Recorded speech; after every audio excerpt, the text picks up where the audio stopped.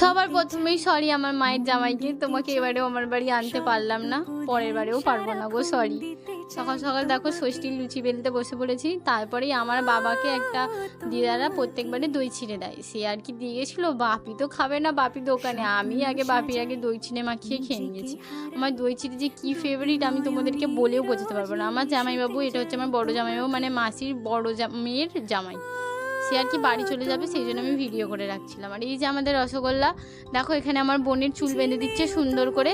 আমি ওকে বলছি যে কী করছো, বলছে পিয়ামন্নু চুল আঁচড়ে দিচ্ছে। আর ওকে তো তোমরা চেনোই, ও কত পাগল, আর ও আগের থেকে না অনেক কিউট হয়ে যাচ্ছে দিনকে দিন, বড় হচ্ছে না গাইস।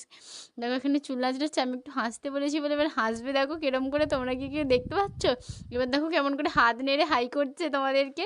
তারপরে আমার বোন বসেছিল, সেই দেখো। আর এই দেখো আমাদের রসগোল্লা একা একাই ব্লগ চালু করে দিয়েছে, মুখটা খালি দেখো কীরকম করে দেখ।